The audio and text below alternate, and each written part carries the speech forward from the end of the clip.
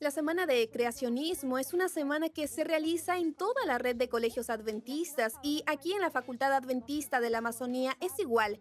Tuvimos el año pasado, en agosto del 2019, una semana de creacionismo que fue realizada por el doctor Marcio Freiberg, que es uno de los autores del libro de biología de los alumnos.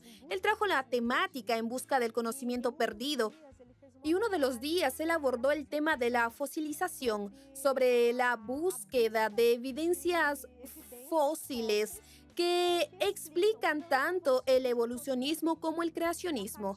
Y a partir de ese seminario que fue realizado con los alumnos, hubo una búsqueda muy grande de información sobre el tema porque hablar de fósiles es algo que los alumnos les gusta mucho. Y yo les propuse un desafío. ¿Por qué no compartir el conocimiento que obtuvieron sobre fósiles con otras personas? Y entonces en una reunión con alumnos de todas las clases de secundaria, ellos propusieron la realización de un taller de fósiles con un público objetivo específico para la realización de esa tarea, que serían los alumnos de un curso de primaria. Hoy continuaremos hablando sobre creacionismo. Vamos a presentar la segunda parte de este tema. La semana pasada conocimos las metodologías aplicadas por la educación adventista para la enseñanza de las teorías del origen de la vida y la importancia de profundizar en el creacionismo. Puedes ver ese episodio en nuestro canal de YouTube Educación NT. En esta edición escucharemos a los alumnos del Colegio Adventista Loma Linda en Galápagos argumentar sobre las evidencias que apoyan el creacionismo en ese lugar. Además, conoceremos cómo la Facultad Adventista de la Amazonía en Brasil enseña sobre creacionismo a través del estudio de fósiles. ¿Qué evidencias fósiles explican la teoría del creacionismo? ¿Cuál es la metodología empleada para el estudio de fósiles? Comienza ahora el programa Educación.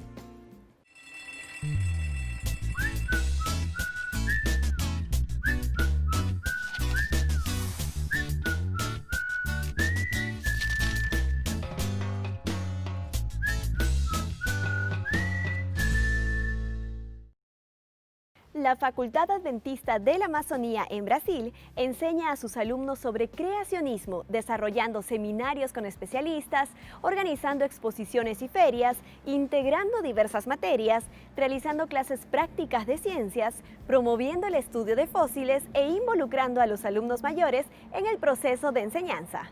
Es un momento de intercambio de conocimientos entre ambos. Ambas clases lograron hacer una construcción de conocimiento. Los alumnos de secundaria estaban poniendo en práctica lo que ya habían aprendido, multiplicando sus conocimientos. Y los alumnos de primaria, de cierta manera, estaban incluidos dentro de la metodología activa porque estaban poniendo en práctica lo que se había expuesto para ellos como propuesta. La experiencia fue muy buena porque lo que yo aprendí en la semana del creacionismo, yo pude ponerlo en práctica con los alumnos de primaria y enseñarles, tratar de explicarles de la mejor manera cómo sucedió todo, abrirles los ojos para que cuando sean mayores y tengan más conocimientos o más base de este contenido, puedan ver que no fue algo dicho solamente por alumnos de secundaria, sino que tendrán más conocimiento acerca del creacionismo a través de los maestros. Nosotros solo dimos una pequeña introducción a lo que van a descubrir más adelante. Cuando los alumnos de secundaria les enseñaron, ¿qué te pareció? Me pareció muy interesante también cuando nos vinieron a enseñar porque ellos nos explican de una forma que nosotros podemos entender mejor acerca del creacionismo y los fósiles. Cuando miramos los registros fósiles con cuidado y profundidad, nos damos cuenta de que el registro fósil no es un registro sobre la vida de estos animales, de cómo esos animales vivieron. No, es un registro de muerte. En realidad vamos a analizar cómo murieron, no cómo se desarrollaron a través del tiempo, porque no es posible simplemente por este medio de registro que es inanimado e inmóvil tener acceso a este tipo de información.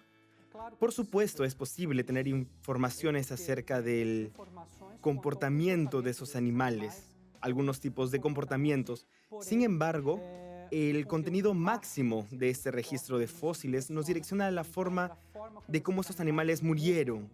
Por ejemplo, encontramos en el registro de fósiles peces comiendo a otros peces, o sea, que estaban almorzando en el momento en el que fueron sorprendidos y enterrados de manera repentina o catastrófica. Eso no muestra que un pez murió, se hundió en una laguna y que después de un tiempo fue cubierto por sedimentos. No, nos muestra que estaba comiendo en el momento que por sorpresa fue enterrado y quedó registrado en las rocas. Y eso es muy interesante. Además de ese ejemplo, tenemos otros. También encontramos un ictosaurio, que es parecido a lo que hoy conocemos como delfín, pero es un animal extinto, un reptil marino que ya no existe ahora. Y encontramos a una mamá ictosaurio dando a luz a su bebé, y en ese momento fue enterrada por barro y se convirtió en fósil después de un tiempo debido a los procesos involucrados en ese enterramiento. Eso nos muestra que también fue algo sorpresivo. Además de eso, tenemos registro de huellas de animales corriendo cuesta arriba. ¿Cómo estas huellas fueron fosilizadas y quedaron registradas en la roca? Solo a través de un proceso catastrófico que trajo sedimentos, cubrió esas huellas que se quedaron conservadas en el momento que estaban intentando huir de algo, en algún momento catastrófico. Además, los registros fósiles también nos muestran que muchos animales, muchos reptiles grandes, como los dinosaurios, en el momento de su muerte, entraron en una postura que llamamos la postura opistotónica. ¿Qué es esto?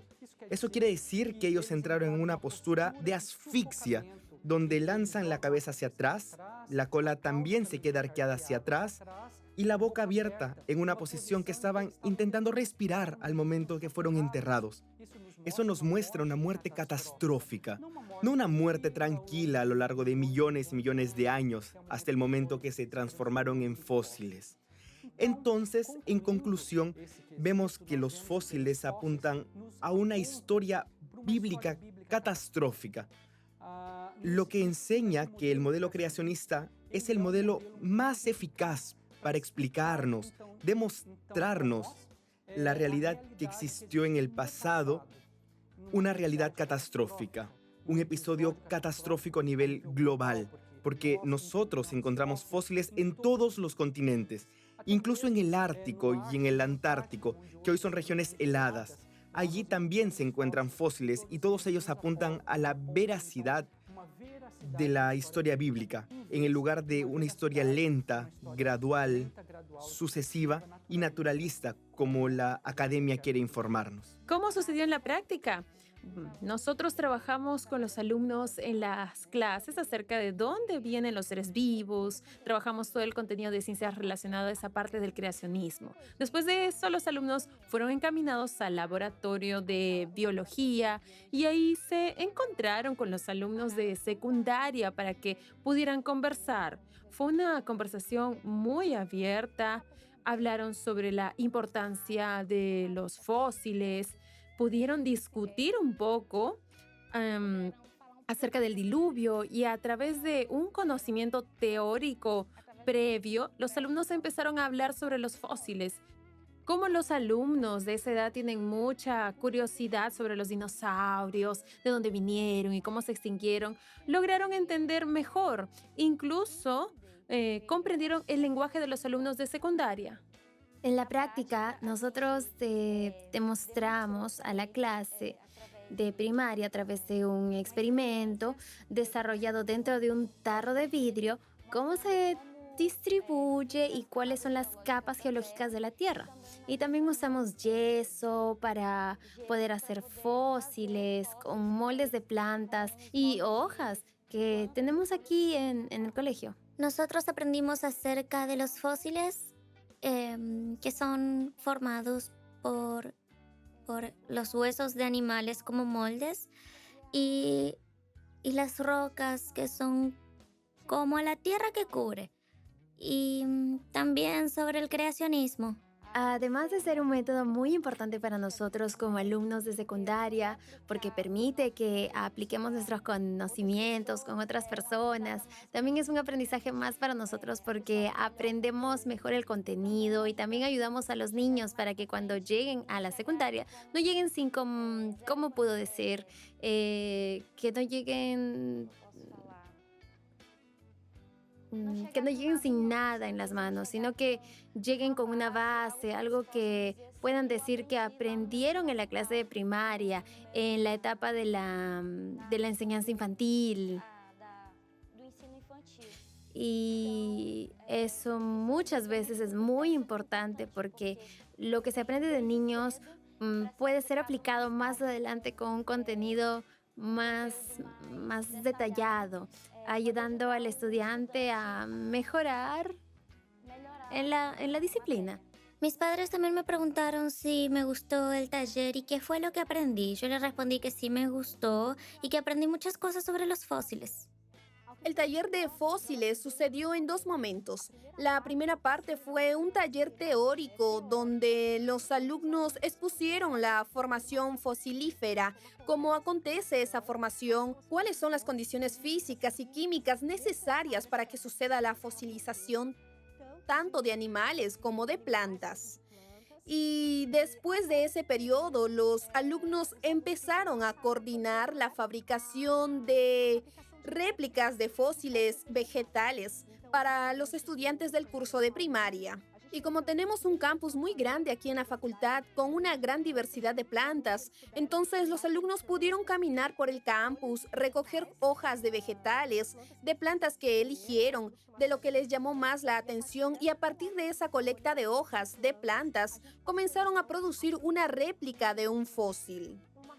Para eso utilizaron plastilina, también yeso y los alumnos de secundaria coordinaron eso. Tuvieron que esperar que la réplica secara, esperaron por un día y también se les pidió que al final de la tarea hicieran una presentación en forma de dibujo para expresar lo que aprendieron. Los alumnos hicieron ese dibujo, los alumnos de la secundaria recogieron esos dibujos e hicieron un mural para finalizar. Después pudieron llevar la réplica de fósiles a sus casas para explicar a sus padres cómo fue la realización de la tarea, lo que aprendieron sobre el asunto. Fue muy interesante. Tuvimos un feedback con los padres. Ellos quedaron muy contentos, incluso los padres que no son de nuestra misma creencia religiosa, pensaron que era muy interesante esta propuesta del colegio porque principalmente los alumnos pueden experimentar al respecto, ¿no? Porque generalmente nos cuentan que en otras escuelas los alumnos no logran ver esa relación con el creacionismo y a veces se estudia tanto el creacionismo como el evolucionismo de una forma más superficial. Como los alumnos experimentaron eso, hubo más cercanía a la realidad de los estudiantes. Entonces, para los padres fue extremadamente valioso y algo de mucha importancia para ellos. A mis padres les pareció muy interesante esta actividad, ¿Por qué? porque es la primera vez que hago una réplica de un fósil. La relación de los padres con la disciplina de biología cuando tratamos los temas de creacionismo y evolucionismo ha sido muy positiva. Los padres apoyan que, de hecho, los alumnos tengan conciencia crítica de los dos modelos. Entonces, es muy importante que los alumnos tengan conciencia para discernir cuando leen en periódicos, en revistas, en internet o en cualquier medio de comunicación, investigaciones sobre creacionismo y evolucionismo que tengan condiciones para decidir si lo que leen es realmente un hecho, si es algo científicamente comprobado o si solo es una suposición de ideas. Por eso, los padres apoyan toda la política pedagógica y los proyectos pedagógicos que desarrollamos aquí en el colegio. Y lo importante que la educación adventista me está ofreciendo y que está ofreciendo a todos los alumnos es eso, poder ver las cosas de los dos lados, no solo mostrar que existe una cosa resuelta, porque mucha gente piensa que la educación adventista solo habla de Dios. No. La educación adventista habla de las dos teorías. Ellos aclaran y demuestran que los dos modelos tienen sus verdades y sus teorías no comprobadas. Así que el colegio me está ofreciendo oportunidades muy grandes, como por ejemplo en mis antiguas escuelas no tuve la oportunidad de repasar el contenido que recibía con los menores, o incluso en clases era un contenido enseñado por el profesor y era solo hablado y nosotros solo escuchábamos. Aquí no, aquí tengo la oportunidad de repasar el contenido con mis compañeros de clase y además hay otros proyectos que permiten que pueda poner ese contenido y mi aprendizaje en práctica. Los padres se sienten curiosos porque sus hijos llevan el feedback hacia su casa y los padres empiezan a preguntarse, ¿de dónde sacó mi hijo esta historia? Y se preguntan, ¿qué escuela es esta? Porque antes mi hijo no preguntaba eso, antes mi hijo no cuestionaba aquello. Entonces los padres perciben a sus hijos mucho más cuestionadores y observo que eso llama la atención de los padres porque sus hijos se vuelven mucho más curiosos, más inquietos. Y creo que eso es lo que los padres quieren. Nadie quiere que su hijo sea conformista, que diga al sí, sí, al no, no. Los padres quieren hijos que hagan preguntas, que cuestionen una situación social, hijos que utilicen sus conocimientos para debatir una realidad, para cambiar la sociedad. Entonces creo que los padres frente a una situación así están felices de saber que sus hijos en estos conocimientos pueden incluso cambiar alguna situación de sentido común que la sociedad vive y promover mejoras llevando nuevos conocimientos inclusive para la libertad de la misma familia, de una familia que cuando tiene una situación de un conocimiento y recibe una nueva información, también recibe ayuda para liberarse de un conocimiento oscuro sobre esa situación. Sin duda alguna, la enseñanza del creacionismo dentro de los colegios públicos o privados ayudan a nuestros niños y jóvenes a pensar por sí mismos, a ver el otro lado que en general no van a conocer a través de los medios, de los periódicos, de la industria cinematográfica. Este contenido hace que el mismo alumno pueda elegir cuál es el mejor modelo y cuál es la mejor explicación para el origen del universo y de la vida.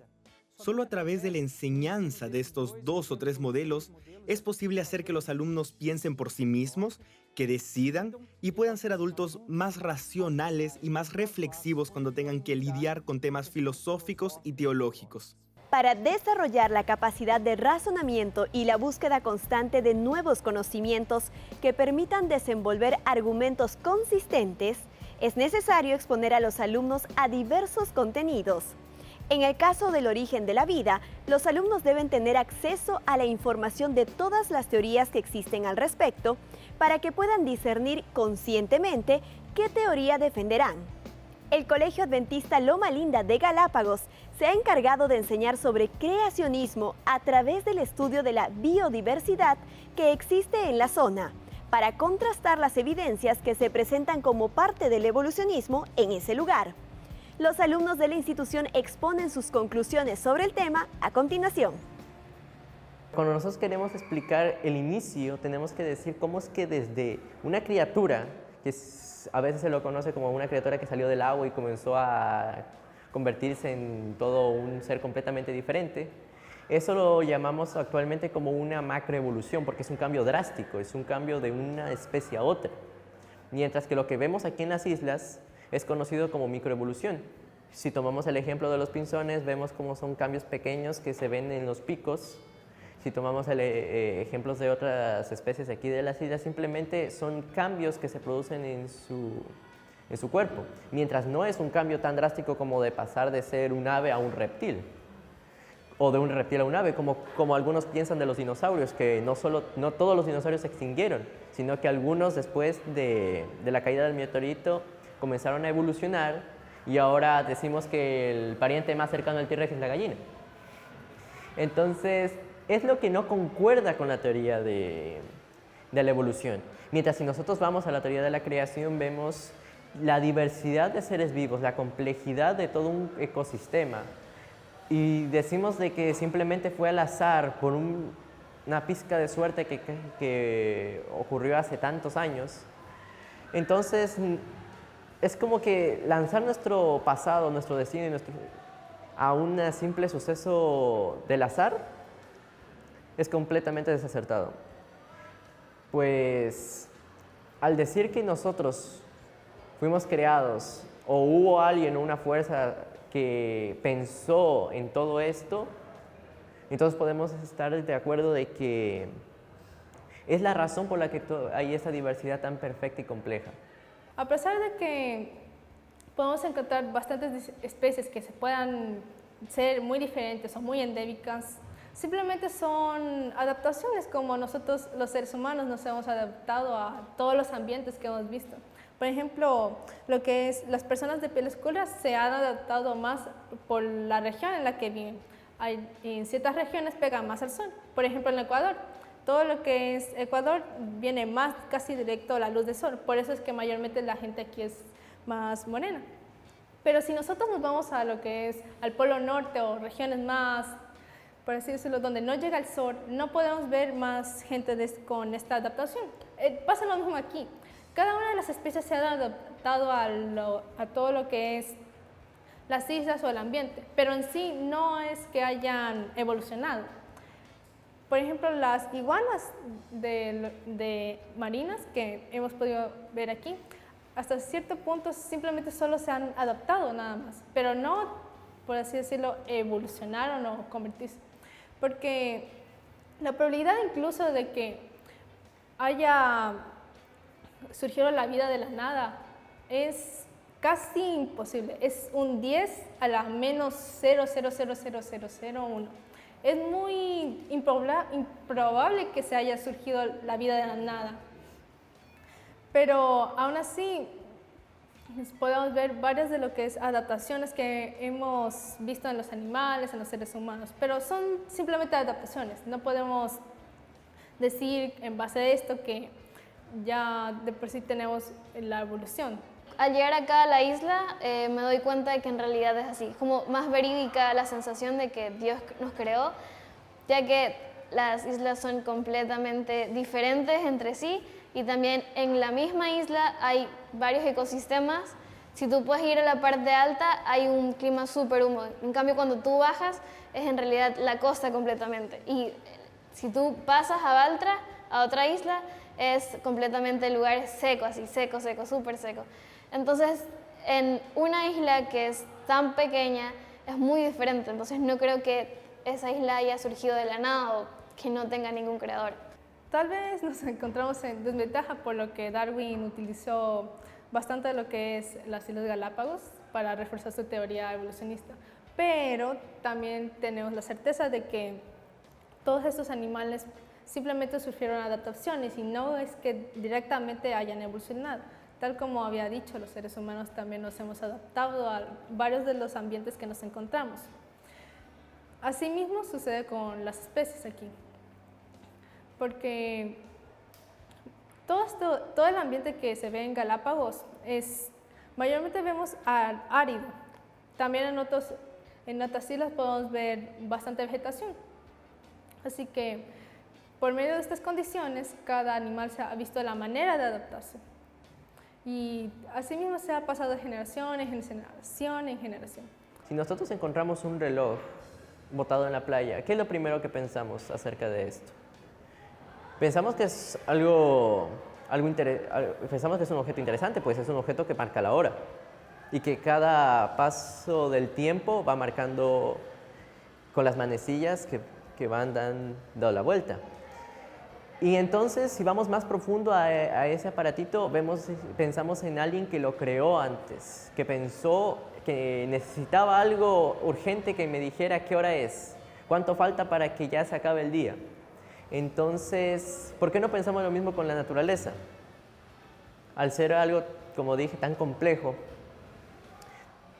alguien que puso su mano y hizo todo esto, yo creo que es la teoría más acertada. El ADN es un código genético que se ve en todos los seres vivos. Y esto es tan complejo, tan único en cada ser humano, que a pesar de que podamos adquirir las mismas bases nitrogenadas, se pueden ver las distintas diferencias entre cada ser humano. El código genético es el mismo, pero lo único que cambia es la forma en la que está puesto cada una de las bases nitrogenadas. Por ejemplo, yo puedo ser adenina, guanina, citosina, y usted puede ser citosina o al revés. Y esto es, por así decirlo, una clave de que todos venimos de algo, de un solo prototipo, por así decirlo, que esto no puede ser simplemente obra del azar, sino debe haber alguien que haya diseñado tal complejidad o tal estructura tan diversa que podemos verla en todos los seres vivos. Creemos que es súper importante que ellos se vinculen con toda la naturaleza que tienen a su alrededor.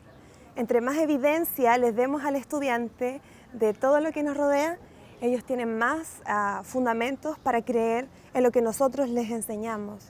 Es decir, le entregamos la evidencia, hacemos trabajo en terreno, hacemos prácticas para que ellos tengan en sus manos la posibilidad de decidir en el Dios en el que ellos pueden creer. Bueno, creo que tenemos una ventaja muy grande, ya que somos el único colegio aquí que es creacionista dentro de una isla que es evolucionista. Y justo se está haciendo un centro creacionista aquí en el colegio, entonces las clases van a ser más interactivas con este centro de creacionismo, porque así como la profe nos hace que la biología se conecta con el creacionismo, entonces podemos ver cómo ahí sí vamos a estar de lleno en el creacionismo y va a ser súper interesante también eso. Orígenes, Museo de la Naturaleza, es el nombre del centro creacionista que fue inaugurado en Galápagos. Es una iniciativa de la educación adventista para exponer la teoría del creacionismo a la comunidad. Ubicado en la avenida principal de la isla Santa Cruz, el museo cuenta con 5 áreas interactivas con esculturas de tamaño real, pantallas táctiles, exhibición de minerales, mapas ilustrativos y diversos efectos que permiten la observación de las especies animales y biodiversidad de las islas. Es un espacio con tecnología moderna, como realidad virtual para observar el cosmos y un área de diseño inteligente. El museo se ha convertido en un nuevo punto turístico de las Islas Galápagos, que no solo promueve el estudio de la naturaleza o investigaciones científicas, sino que además enseña la importancia de preservar el medio ambiente.